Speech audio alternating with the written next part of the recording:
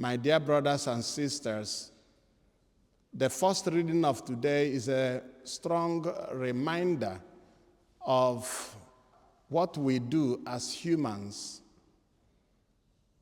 Whenever there is an act of sin, our minds go back to the first sin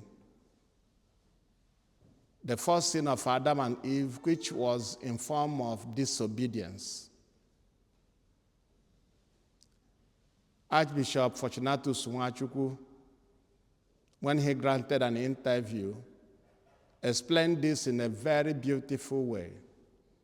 He said that God created us to be his image.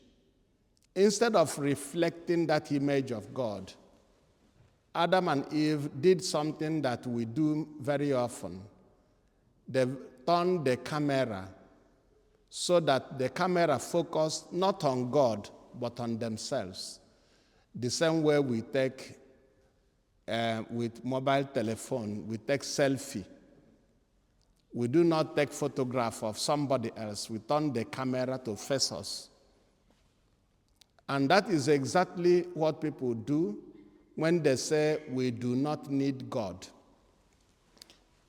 An example is what people did during the time as recorded in the first Samuel's Moses book, or Genesis, chapter 11, if we read from verse 1.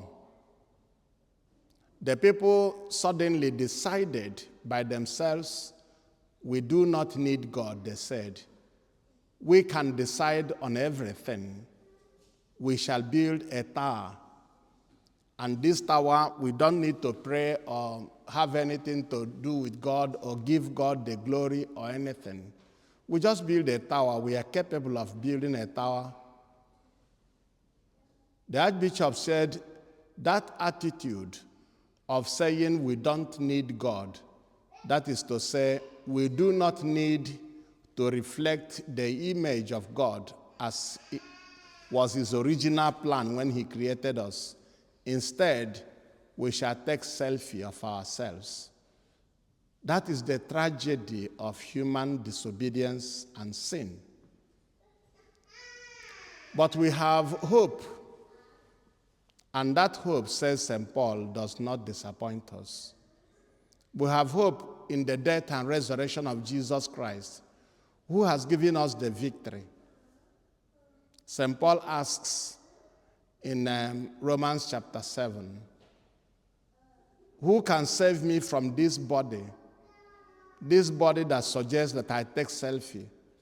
Who can save me from this body that is leading me to death? And he said, the person is God. Thanks be to him through Jesus Christ. Today, that salvation wrought in Jesus Christ is coming to a young man. And we rejoice with the family. We rejoice because of all the things parents can do for their children. The most important is to take this child to Jesus in baptism, to take the child to church. Oftentimes, we hear people who argue blindly and ask Catholic Church, why do you baptize infants?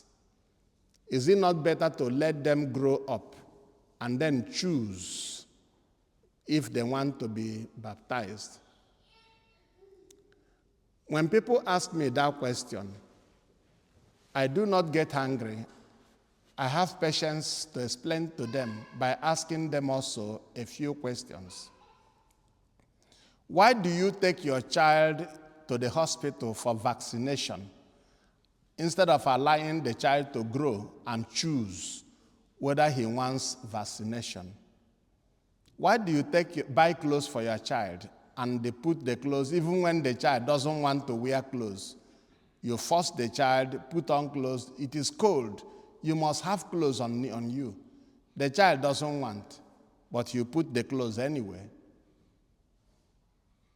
Why do you take the child to kindergarten? The first day a mother takes the child to kindergarten is always war. The child doesn't want to stay there.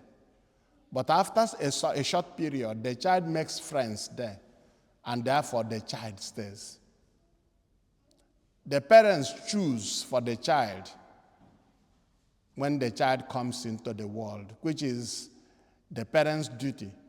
And therefore, these parents have done something good by bringing their child for baptism.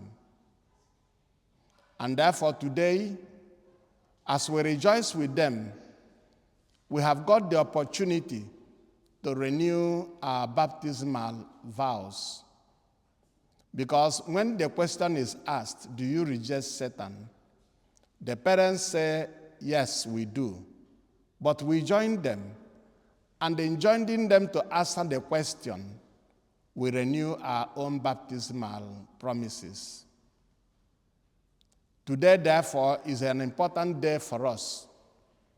Not only because we have this opportunity of renewal, but because someone is joining us, the community of Christ, the family of Christ, the Holy Church.